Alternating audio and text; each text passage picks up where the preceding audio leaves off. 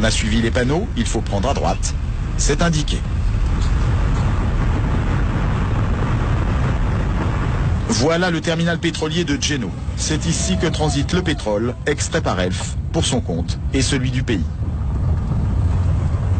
Les puits sont en mer. Au bout d'un chemin, il n'y a rien à voir, si ce n'est quelques tuyaux qui s'enfoncent dans l'océan, derrière une grille. Problème, à partir de cette grille, fini le Congo, tout est contrôlé par Elf, dans le plus grand secret. C'est ce qu'affirme l'ancien président de la République, Pascal Lissouba. Selon lui, le Congo ne savait même pas combien de pétrole était extrait de son sous-sol. Nous ne savions rien de ce qui se passe et nous n'avons même pas la quantité du pétrole qui sortait de notre pays. Nous ne la connaissions pas. Vous voulez dire que les autorités congolaises ne la connaissaient pas. Ne connaissaient pas la quantité de pétrole extraite de leur sol?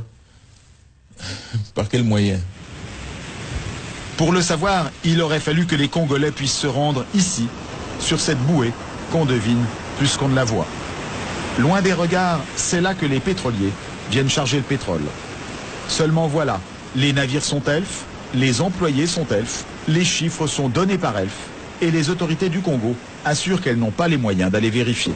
Gilbert Songuissa a dirigé pendant plusieurs années les services de contrôle pour le ministère des Pétroles. Selon lui, c'était mission impossible, ou presque. Pour aller contrôler, naturellement, il faut faire appel aux moyens des compagnies pétrolières.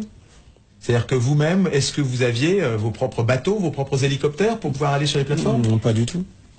Vous aviez combien de bateaux? Je vous ai dit pas du tout, donc 0 bateau. Même pas une pirogue. Au large de ces plages, des quantités de pétrole importantes auraient ainsi été acheminées sans que les officiels congolais n'en soient mis au courant. Parfois même, des navires entiers. Et un pétrolier de 100 000 tonnes, cela représente près de 100 millions de francs qui échappent aux caisses du pays. On appelle ça une cargaison fantôme. Interrogé sur la question, Loïc Le Floch-Prigent ne dément pas qu'il y en ait eu.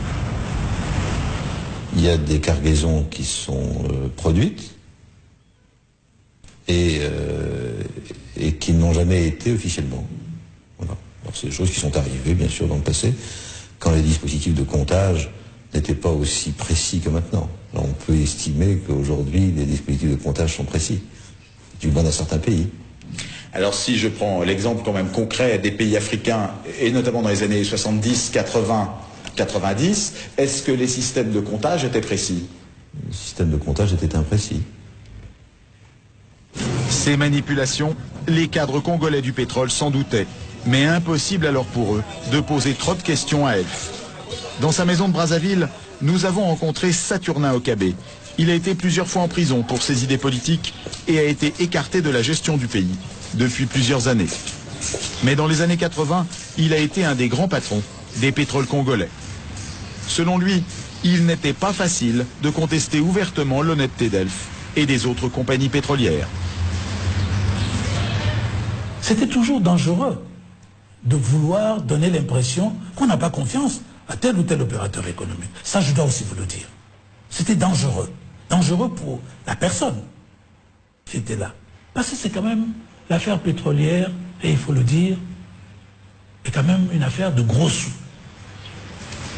Pour avoir mis son nez dans cette affaire de gros sous, il raconte avoir été tout simplement viré de son poste, un des plus importants du pays, en 1991, du jour au lendemain. C'est quelqu'un qui m'est très confiant, qui m'a dit, écoute, demain matin ne viens pas au bureau. Ah bon?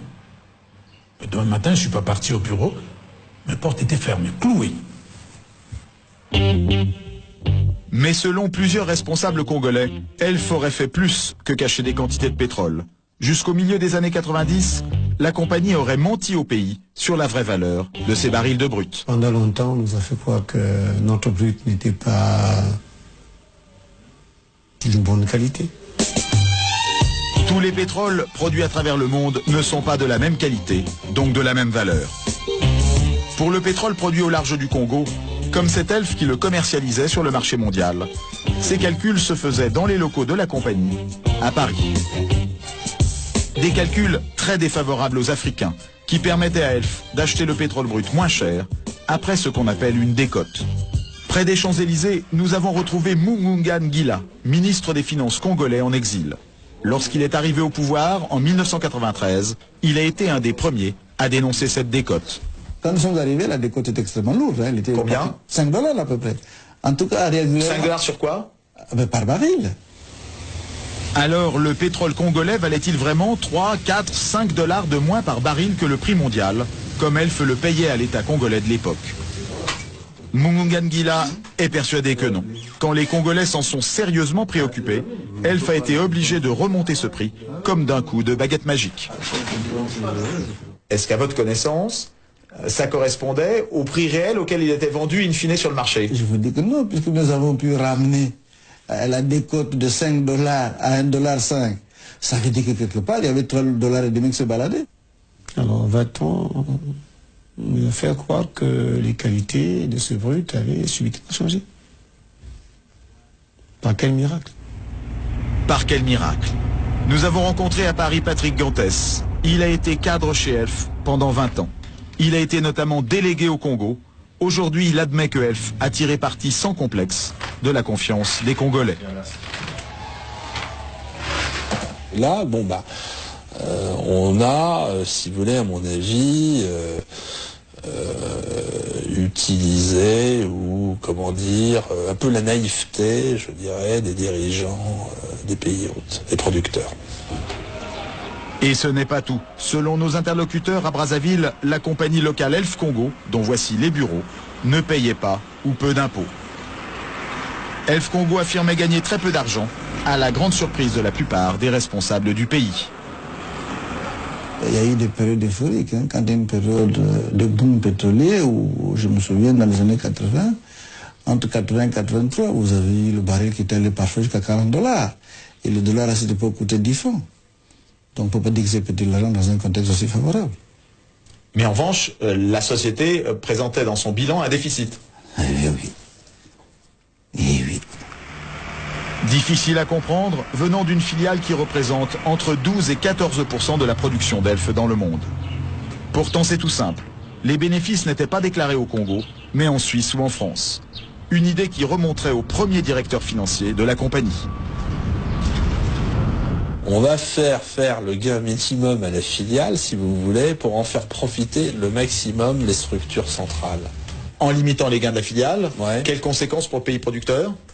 C'est que l'impôt est moindre, la recette fiscale est moindre. Et ça joue sur des montants importants? Oui. Nous nous sommes confrontés à des difficultés telles que, à certaines périodes, on s'est retrouvé avec des recettes de 10 000 francs ou 7 000 francs par mois. Des recettes? Des recettes pétrolières. 10 000 francs de recettes pétrolières? 10 000 francs français de recettes pétrolières ou 7 000 francs. Au pire, on a eu 7 000 francs français de recettes pétrolières mensuelles. Résultat de 30 ans de mauvaise gestion et d'économie pétrolière, le pays est surendetté. Aucun banquier ne veut lui prêter, alors c'est Elf qui va lui servir de banquier.